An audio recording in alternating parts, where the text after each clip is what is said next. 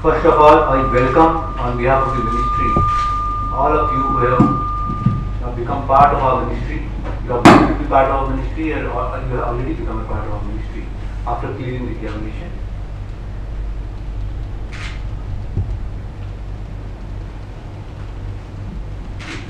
First of all, I will start the formal address to you. Dear Mr. Sumit Chandanji, DG sir, Shri Bhatnagar University, IIMC, Ms. Shalini Narayan, Associate Professor, and I think she is the co-director also possibly. And this is because of her efforts that this course is now being pursued here. Ms. Ravi Mahan Verma, our director in the ministry, my friends from the ministry and from IIMC, and all the newly recruited trainees of junior grade of IIS Group B. I feel honored and delighted to be at the inaugural session of the induction training of officers of junior grade of IIS Group B organized by the IIS. And we are really thankful to Mr. Sumit Chandan who has kindly agreed to conduct this training of all the probationers. 117 probationers for Group B were supposed to come to this training. I think 63 of them to come. And 6 or 7 of Group B senior graders. 6 or 7. First of all, I would like to welcome all the newly recruited trainees who have been inducted and have become valuable members of the Ministry of IIMC. As you are aware, we, the Ministry, have the mandate to disseminate the information of the Government of India through its different media units. And all of you who have joined have been assigned to some or other media unit at the time of your appointment. This mandate of the Ministry is to be fulfilled by different media units under this Ministry to the distinguished IIS officers of the Information Service Group A and Group B. In Group B, we have been having deficiency, and I think there was a deficiency of 134 officers. And after a lot of efforts being done in the Ministry under the guidance of our Secretary, Mr. Verma, now 117 posts have been created. I would also like to add here that new challenges have emerged during the recent period due to the emergence of social media, that is Facebook, Twitter, YouTube, etc. And every citizen in this country has now become broadcaster by posting their views using these social sites.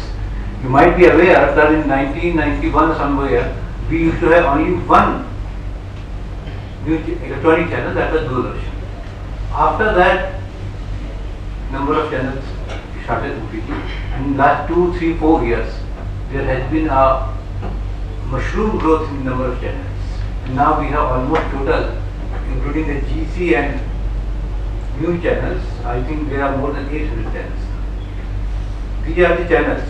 And because of the social media, I think every individual citizen who has got access to the internet has become a broadcaster because of the social media. So earlier we used to have one broadcaster, now we have almost 14 crore broadcasters in the country.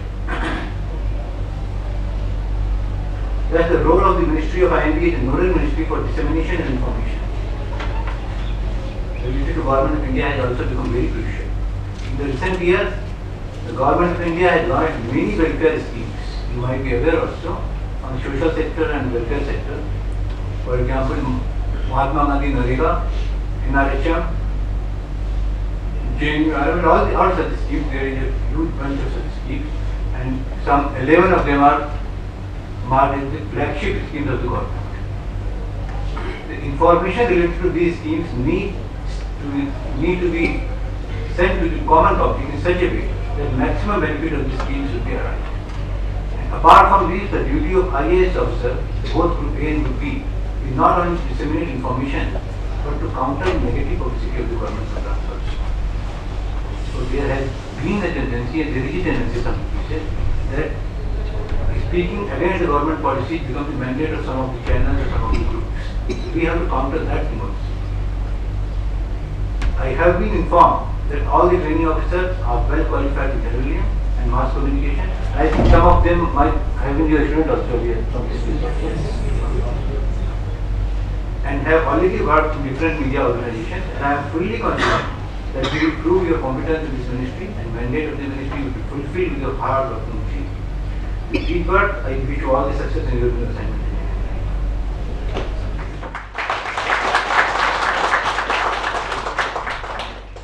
And the last, I would like to thank again for all the efforts that Mr. Tandon, Mr. Bernardo, Shalini, Rohit, and my ministry colleagues. And I would like to thank my secretary, Mr. Udai Kumar Verma. This was the persistent effort on behalf of Mr. Udai Kumar Verma. He is not here, but he is in the ministry presently. But he has been pursuing the matter of recruitment of the new persons with staff selection board. And that persistence brought this thing here. The group B officers are being appointed, I think, after 10-20 years. So many officers. It's a huge time, 15 years. And it's a very big achievement also. So we don't need to be congratulated. I have come to know that there are some problems regarding the appointment letters here. Let me make one thing very clear. After so many years, few persons are coming to the state, are being recruited in the service. The seniority will matter. That date of joining will be date of seniority. That matters. For joining, after the SSP has given us the list of the persons, we have sent you letters, communication.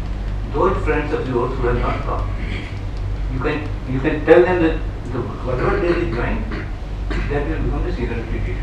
So this is important because in a batch of 117, 134, seniority of one day may matter sometimes in the promotions. The police verification is compulsory. In absence of police verification, the appointment letters can be given. There may be some other shortcomings which you may get. You are all aware, you are all well conversant with the things in government sector, that you have to have police verification, the medical verification.